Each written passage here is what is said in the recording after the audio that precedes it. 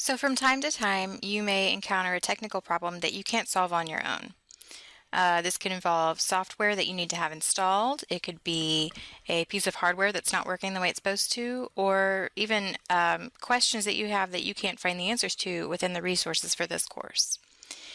In that situation, you want to contact the help desk, which is the phone number is 972-968-HELP. Or alternatively, you could submit an SOS.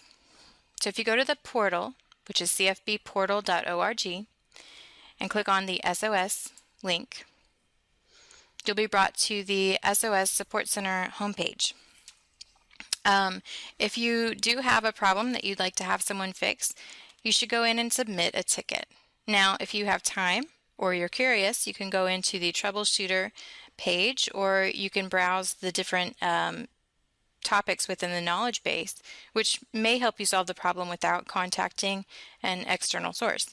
But if you're in a hurry or you really are pretty confident that you need someone else's assistance with the technical issue, you can go click on Submit a Ticket.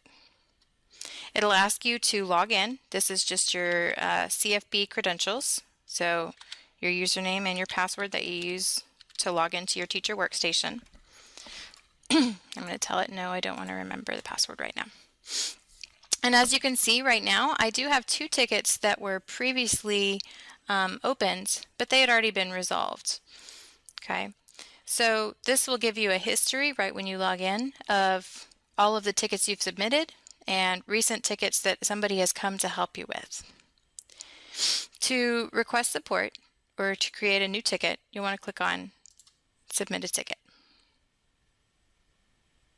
Okay, you'll notice that your name and email address should already be filled in for you.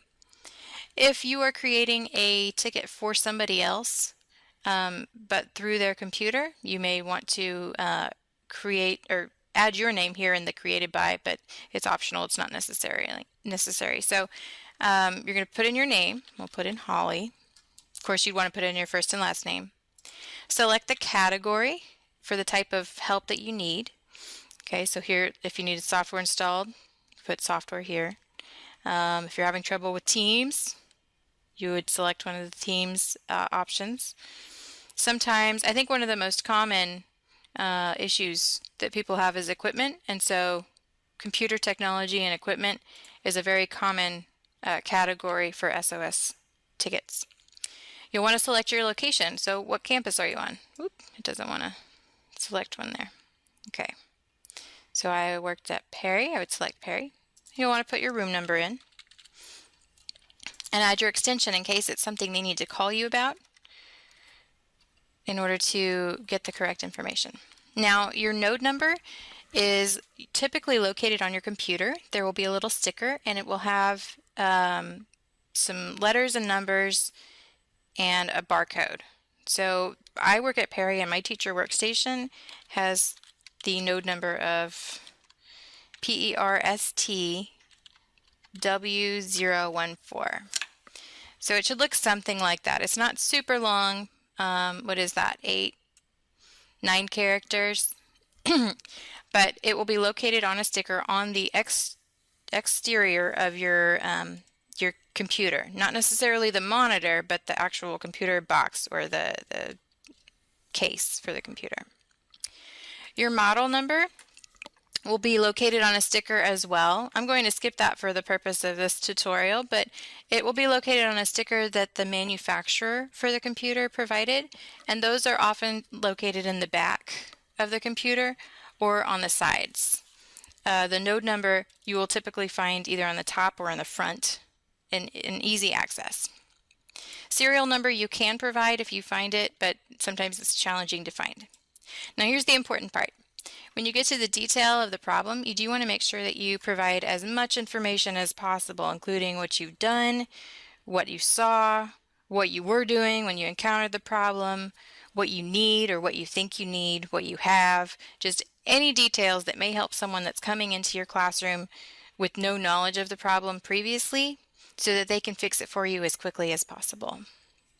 And then they do give you an opportunity to explain what you've already tried doing that didn't work, so they can cross off some of the, their typical troubleshooting strategies before they get here and say, well, okay, I don't need to try these things because this teacher has already tried to do those things. One great suggestion for using the SOS system is to attach a screenshot if you get an error message or something on your screen doesn't look right. You can do that by using the snippet tool, which is addressed in other videos. So if you remember, here's your snipping tool. You can use that to take a picture of something that does not look right or an error message, and that way you don't have to type it word for word. You just send them the image and they'll be like, oh yeah, okay, we know how to handle that error, or no, we don't, and we need to do some research before we go and talk to that teacher in person. You can customize your email preferences if you'd like. I have always asked for email confirmation of my ticket, and then always an email confirmation of the resolution of that ticket, just because I like to have documentation of what I've requested and what was done and how they solved the problem, so that maybe I could solve it myself in the future. When you're done, you do want to click Finish. Now, I'm not actually going to submit a ticket today, but clicking Finish will bring you to a page that just confirms that you have submitted the ticket and that somebody will be in contact with you shortly. So that's the SOS system. When you are finished using it, you don't necessarily need to log out. It will automatically time you out, and this isn't confidential information, so it's not a huge deal. Alternatively, you could just close the browser window with the SOS system open in it, and that would be fine.